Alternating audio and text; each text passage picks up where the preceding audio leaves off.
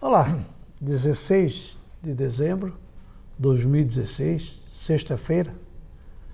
Olha, gente, semana passada o futebol brasileiro esteve de luto, né? A morte dos jogadores da Chapecoense, a morte do presidente da federação, Delfim. E para fechar essa semana, mais uma notícia lamentável que chegou agora há pouco. Faleceu por volta de 12 horas o Careca.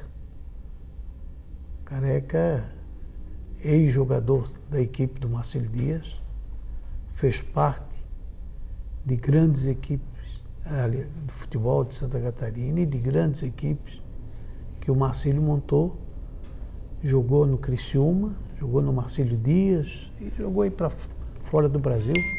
Começou no Botafogo do Rio de Janeiro, jogou num time que tinha Rogério, Jairzinho, Paulo César Caju. Em 1968 era reserva daquele time que foi campeão da Taça Guanabara, 4-1 em cima do Flamengo, me recordo bem. E a notícia que veio através da Morgana, filha do Careca, de que perto do meio-dia foi encontrado na cama e morto em função de um ataque cardíaco. É mais tristeza, né? É muita tristeza demais. E mais uma semana aí, em algum tempo, que vai levar para cicatrizar mais essa ferida, né? Já tinha aquele problema da Chapecoense, do presidente da federação, e agora essa do Careca. Então, pêsames, né?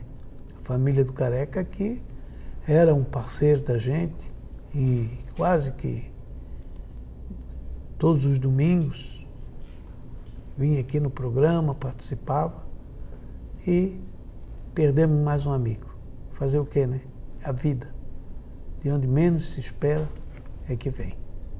Estamos entrando no ar pelo canal 11, TV Futura, TV Univale, o nosso Unisport desta sexta-feira, tem o apoio de Raio e Rodas Ciclipeças, a casa da sua bicicleta.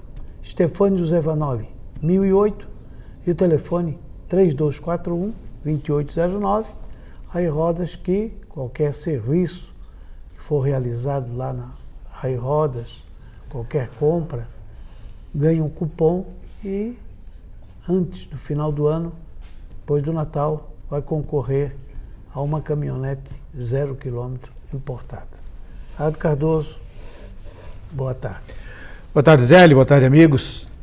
É lamentável nós termos a incumbência de noticiar o falecimento do Careca, um amigo, um grande profissional, que teve a sua passagem na crônica esportiva, um comentarista que tinha a palavra fácil, falava a linguagem do jogador de futebol, falava a linguagem do futebol e sempre foi parceiro meu e do Zélio aqui no Univale Esporte aos domingos.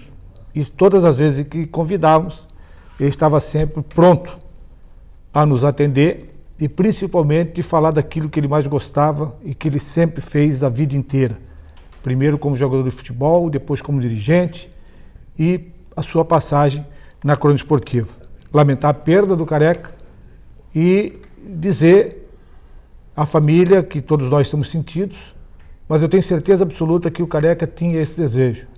A vida continua, nós temos que falar do esporte, nós temos que divulgar o esporte e nós temos que valorizar o esporte.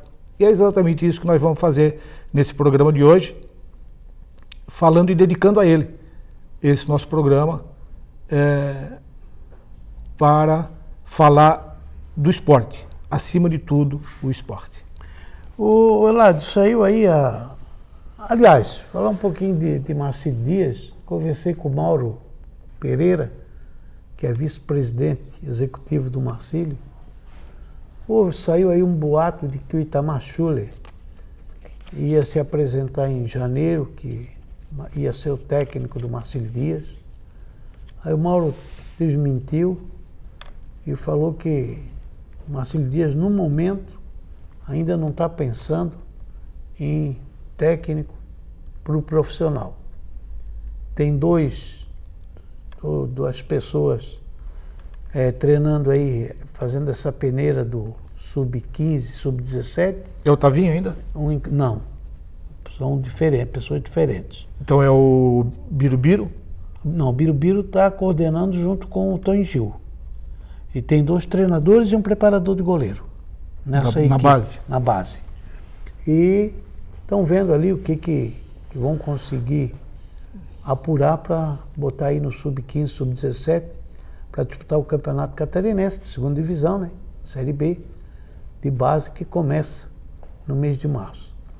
E que, quanto à comissão técnica, principalmente treinador, comissão técnica até que tem o Birubiru, que é o gerente, e o superintendente, que é o Tony Gil, mas quanto a treinador, essas coisas, para o profissional, só a partir de março é que o Marcílio Dias vai pensar e começar a se movimentar sobre esse assunto. Primeiro, os diretores do Marcílio, que assumiram a toque de caixa para terminar o campeonato da 2ª divisão, e com 1000 problemas. Eles têm que fazer o seu planejamento. Até eu tinha informação, e noticiamos aqui, de que haveria uma reunião do Conselho para homologação definitiva da chapa da executiva, porque a executiva, ela elege só o presidente e o vice-presidente, se não me falha a memória. Na executiva, o presidente e o vice-presidente são eleitos. Os demais cargos são indicados pelos presidentes, com aval do Conselho. E aí o Conselho referenda ou não, abona ou não essas indicações. Eu tinha informação que ia sair essa reunião, mas eu não tive nenhuma informação. Será que você conversou com o Mauro? O Mauro não te deu nenhuma... Não falou nada. Não falou que está tudo parado. Estão focados agora nessa peneira que está sendo feita, comandada pelo Birubiru e Tony Gil, que tem um treinador para sub-15, um sub-17 e um preparador de goleiro que vai cuidar das 2 categorias, por enquanto, e que profissional a partir de março só, que vai ter alguma novidade. Porque o Marcílio, ele precisa, não só o Marcílio, todo time de futebol, ele precisa fazer o seu planejamento para a temporada. E esse planejamento envolve custo e receita. A receita a gente sabe que é complicada para você achar. Mas custo, é só tu estralar o dedo e já está tendo custo. Então aí a coisa é complicada. O que pensa essa nova diretoria? Fazer uma equipe na 2ª divisão para subir já em 2017, para em 2018 já estar na 1ª divisão. É um planejamento a longo prazo para chegar a retornar à 1ª divisão em 2019, no centenário do Marcílio Dias. Então são pontos de interrogação que deveriam ser explicados pela diretoria atual e referendados até pelo próprio Conselho, para se saber qual é o rumo que vai tocar o Marcílio Dias. Que nós sabemos que todas as vezes que o Marcílio Dias colocou um presidente, o presidente entrou, não fez planejamento nenhum, simplesmente correu atrás de patrocinadores e apoiadores, de gestores, para poder buscar os recursos necessários para tocar o futebol. Nos últimos 3 anos, o Marcílio ficou... dependendo do gestor. Gigolô de gestor, né? Dependendo do gestor. Só dependendo do gestor. Bota o dinheiro... começou com o Marlo lá atrás, naquele primeiro ano. E aí, volto a dizer que você nunca concorda comigo, volto a dizer que quando... Nunca concordo, não. Não, que quando o gestor chega, o gestor tem que ter fiscalização. O gestor não pode chegar ali e dizer que, ao contrário, não, eu vou ser o gestor, eu vou botar o dinheiro, mas vai ter alguém meu lá dentro para gerenciar isso aí. Ali era uma gestão que toda gestão, quando acontece, o gestor visa algum lucro. Eu vou para o Marcílio Dias, vou investir para vender um jogador, vou emprestar e ter um lucro. Esses gestores que colocavam dinheiro no Marcílio Dias não visavam esse lucro, portanto não fiscalizavam. E jogaram dinheiro pela janela, porque botaram um monte de dinheiro e o Marcílio acabou na segunda divisão. Por falta de organização. Falta de organização, porque falta de dinheiro não foi. Teve uma gestão, não sei se foi na primeira ou na segunda gestão dos gestores aí, que brigaram por causa do treinador. Tira o treinador, não deixa o treinador, porque eu acho que era Chegou a Genô Pitino, ficou aí ganhando sem ser o treinador, era o treinador demitido, tinha outro, veio aí outro trouxeram, acho que foi o Maculha, né? O Maculha veio, assumiu o técnico e ficou o Genô lá sentado numa sala lá sem fazer nada. E nós estamos levantando era o Nildo, presidente na época, tinha passado, o Abelardo tinha passado por Nildo, lembra? O Nildo? O Nildo Gaçanica, que era o vice. Foi nessa época. É que nós estamos levantando essa lebre, porque acabou. A era do aventureiro dentro do futebol está acabando. Nós tivemos agora uma peculiaridade nesse campeonato da segunda divisão, exatamente dentro disso. Nós aqui elogiamos o campeonato lá no comecinho, depois no meio do campeonato, que foi o campeonato mais disputado. De segunda foi. Foi o mais disputado, ou pelo menos, não vou dizer mais disputado, foi o que teve mais equipes beliscando o direito de subir. Então, normalmente é 1, 2. Chegamos a ter 5. Dos 10 tivemos 5 que brigando. E isso que o Barra decepcionou, né? E aí o que aconteceu? Aconteceu que a falta de planejamento, a falta de dinheiro, a falta de organização chegou no topo. E o caso específico foi o Operário de Mafra. O Operário de Mafra, preparado, estava bem, uma equipe ajustada para chegar, brigar pela vaga. De repente dispensa o time inteiro. Quando chegou lá não tinha mais dinheiro. Não tinha dinheiro para pagar os jogadores. Acabou, não tinha mais dinheiro. Aí foram atrás do prefeito, o prefeito ganhou, perdeu, não sei quem foi lá, e aí a coisa acabou. Então, acabou. Eu acho que tem que acabar com essa era do amadorismo dentro do futebol profissional. Porque não se chega a lugar nenhum. Ou você organiza profissionalmente, ou você contrata os profissionais adequados para estar dentro da sua linha, dentro do seu trabalho, para poder render e dar aquilo que é necessário, a alegria para o seu torcedor. Ou nós vamos ter esse dilema por muito mais tempo. Eu acho que nessa recessão da economia brasileira, com todos esses problemas que nós temos aí com os empresários, e o futebol na carência que está, eu acho que se você não botar o parâmetro dentro da sua linha de raciocínio para trabalhar, organizar o seu time, como é que é organizar? Qual é a minha receita? Minha receita é 50 mil, eu vou fazer um time de 50 mil. E time de 50 mil, eu vou chegar? Não vou chegar, vou só participar. E é assim que tem que ser feito, dentro de um profissionalismo. Não adianta você querer fazer um time de 80, 100, 200 se você só tem 50. Mas tu faz time de 50 só para participar também? Tu certamente vai ser rebaixado. E o torcedor também não... E tu não tem retorno. Aí tu não mantém nem de 50, porque não tem apoio. Vai tudo embora. A situação é muito complicada. E tem time aí se preparando, o time que subiu para a Série A aí, que está passando dificuldade para arrumar dinheiro também. Não, e tem time que também desceu do brasileiro que está com problema. Está com problema. Também. Também. Vamos ao break. Retornamos na sequência com o nosso Unisport desta sexta-feira.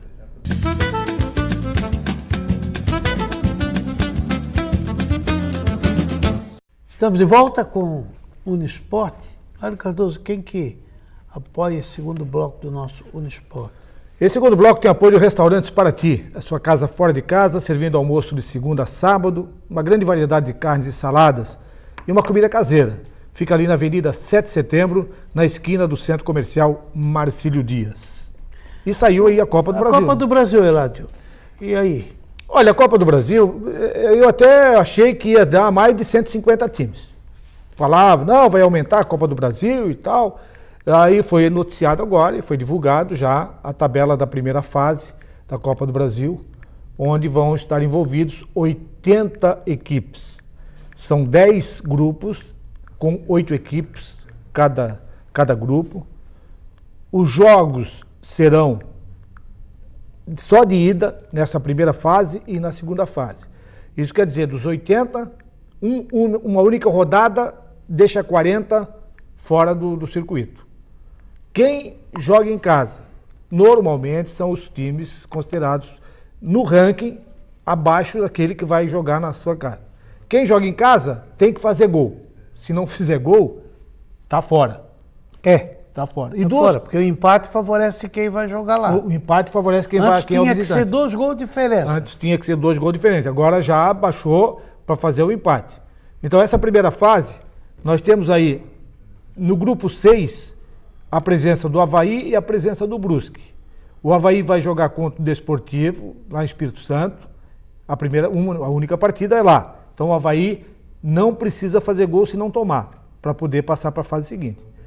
O Brusque, que entrou, porque a Chapecoense, ao ser considerada campeã da Sul-Americana, já foi para a Libertadores, ele já tem direito na outra, próxima fase, lá na frente. Então, o Brusque, que é uma vaga de Santa Catarina, entrou o Brusque, e o Brusque vai pegar o Remo, vai jogar em casa. O Brusque tem que fazer gol para poder continuar na Copa do Brasil. No grupo 4, está a equipe do Criciúma, que vai jogar contra o Santo André, lá em São Paulo. No grupo 2, estão o Joinville e o Figueirense. O Joinville vai pegar o Comercial do Mato Grosso do Sul e o Figueirense vai pegar o Rio Branco. Fora de casa, né? Todos os dois jogam fora de casa. O Joinville... O único que joga em casa é o Brusque, só o Brusque. Né? Vão jogar ali. E a Chapecoense que vai estar numa outra fase. Lá nas oitavas. Nas oitavas ele já entra nas oitavas. Outra coisa, para a segunda fase, para saber, o adversário já vão saber na eliminação, mas se o jogo, quem vai ser o mandante do jogo, vai ser sorteado. Então está sujeito um time grande jogar fora de casa. Ô, Zélio, eu acredito, Zélio, que nessa fase ela tem uma chave, é uma chave progressiva. Não, é sorteio, para saber. O mandante é sorteio. Não é na terceira fase? Não, na segunda fase. Aí depois começa, como era antes, tudo sorteio, direto, mas na segunda já é sorteio. É um sorteio. Por quê? Porque eu vi um gráfico, nesse gráfico é o seguinte, o grupo 1. O grupo 1 são 8 equipes, tá? Mas vão jogar com tal grupo? Não, ele joga ali, então ali vão se eliminando ali e passa para cá. E aqui também, do lado dele. Depois vão se encontrando. Sim, só que quando jogar a segunda rodada, e depois até o final, vai ser sempre sorteado. Sempre sorteio? E passa a ter 2 jogos lá das oitavas de finais para frente, aí é jogo de ida e volta. Até lá é eliminatória com um jogo só. Talvez em função de que dos 80 vão sobrar só 20? Não, vai sobrar 40. Sobrar 40. Na primeira fase, dos 40 sobra 20. Sobra 20. Mais 8 que vem da Libertadores. Daí formam novos grupos. Novos grupos. E nesses grupos, então, aí é jogo ida e volta. E jogo ida e volta. Isso na terceira fase. Terceira fase. Pelo menos foi o que eu entendi. Que agora uma coisa. E um detalhe, começa agora, eu né? tenho certeza. Já começa agora também, né? Começa fevereiro, agora, né? Porque fevereiro vai. Acho que é fevereiro, já começa a bola rolar com a Copa do Brasil. Vai até lá no fim do ano quase. Esse ano vai. Todas as competições são longas. Todas. A Libertadores vai ser de março a novembro. Libertadores. E como é que eles conseguiram data para isso tudo? Não sei. Eu acho que essa fórmula aí de um jogo só, e aí a divisão de renda, esse aqui é o problema. Isso aí tu sabe de cadeira para te explicar melhor. Sabe como é que é a fórmula de Boró? O time... 60% vencedor, 40% perdedor, ou 50-50. 50-50 se empatar. Aí é um problema, cara. Como é que fiscaliza? É um tal... A federação manda o time, o Figueirense, leva um fiscal da federação lá para conferir o borderô. Só que uma vez o Figueirense foi jogar com o São Raimundo em Manaus, levaram o fiscal. Chegou lá, eles tocaram o fiscal para fora da sala, quase surraram e meteram a mão na renda e vieram. E o Nilo veio embora quieto, senão apanhava lá. Mas será que vai ser da mesma forma? Ah, se for dividir renda, cara, quem faz o borderô é o time da casa. Aí tu sabe que tem aquela por baixo do pano. Aí é complicado. Mas tem a cota de participação? Ah, deve ter, desde a primeira fase. Deve ter. E o Avaí? Eu acredito que a renda fica com o mandante Não. e o visitante ganha a cota de participação. Eu não acredito que eles vão dividir. Não. renda. Eu li alguma coisa em termos de divisão na renda. Se a divisão é assim, vencedor 60, perdedor 60, 40 e 50. 50 se o jogo empatar. Você acha que o Brusque, enfrentando o Remo, lógico, a gente não conhece o Remo, não sabe. Ninguém sabe Tá? como é que o Remo vai vir. E esse jogo aqui já é em fevereiro. Tu vê, já tá. O Brusque está começando. Não, está dentro do campeonato já. Está dentro do campeonato catarinense. Já vai estar dentro do campeonato, já vai estar com o time montado. Todos eles. É. Vão estar jogando o campeonato catarinense e a Copa do Brasil. É muito time, né, lá? Para pouco espaço. Eu acho que muita competição. O Avaí, repetindo aqui, o Avaí vai pegar a Desportiva, lá no Espírito Santo. Que não é fácil também. Tá? O Criciúma vai pegar o Santo André, eu acho que também é complicado. Tá, o Santo André. Muito complicado. O Comercial do Mato Grosso vai pegar o Joinville. Como é que esse Joinville vai vir agora, depois dessa queda? E o Rio Branco vai receber o Figueirense. O Figueirense também com problemas aí, uma remontagem do grupo. Cara, tá tudo começando. Praticamente tá tudo aí. O Avaí deve ficar com a base, mais ou menos. Criciúma, não sei, mudou treinador, mudou comissão técnica. Joinville aí vem rebaixado para a Série C. O Joinville hoje é um time da terceira divisão. O Figueirense rebentado aí, com o rebaixamento abala tudo. Metade do time já tinha ido embora antes da última rodada do campeonato. A situação não é fácil, não. Muito difícil.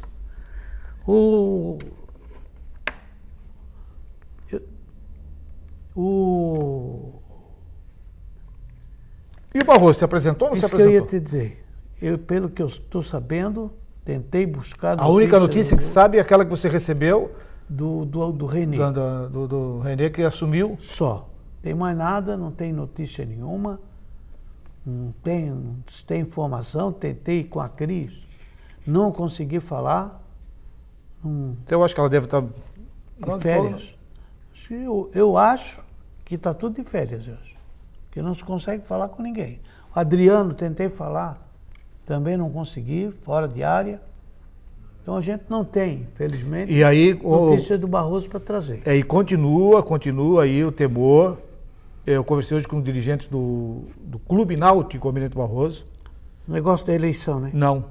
O temor aí é com relação à empresa de televisão que vai mandar no Campeonato Catarinense, que já está fazendo biquinho para o jogo ali. Com relação às transmissões dos jogos dos 5 clubes considerados grandes.